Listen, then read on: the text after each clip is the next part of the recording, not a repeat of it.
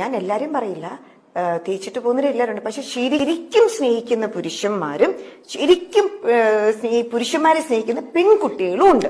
ഇതേപോലെ 100% പുരുഷൻ സ്നേഹിക്കുന്നത് വെച്ചോ, 100% സ്ത്രീ സ്നേഹിക്കുന്നതെന്ന് വെച്ചോ. ഓക്കെ, ആ രണ്ടുപേരെയും കാൽക്കുലേറ്റ് എടുത്ത് നമ്മൾ താരതമ്യം ചെയ്യുകയാണെങ്കിൽ പുരുഷന് പെട്ടെന്ന് 100% സ്നേഹിക്കുന്ന പുരുഷന് മറക്കാൻ പറ്റത്തില്ല. അവനത് ഭയങ്കര ട്രാജഡി ആയിരിക്കും, ട്രോമ വരും, സൂയിസൈഡ് ചെയ്യാം, മാനസിക രോഗിയാകാം, അല്ലെങ്കിൽ വിവാഹം കഴിക്കാതിരിക്കാം. അതേസമയം 100% സ്നേഹിച്ച പെൺകുട്ടിയാണെങ്കിലോ അവൾക്ക് പതുക്കെ പതുക്കെ മറക്കാൻ പറ്റും. അവൾക്ക് അധികം ട്രോമ വരത്തില്ല. ട്രോമ വന്നാൽ അത് അവർക്ക് ഓവർകം ചെയ്യാൻ പറ്റും. അവൾക്ക് പെട്ടെന്നൊരു സൂയിസൈഡ് ടെൻഡൻസി ഒന്നും ഉണ്ടാവില്ല.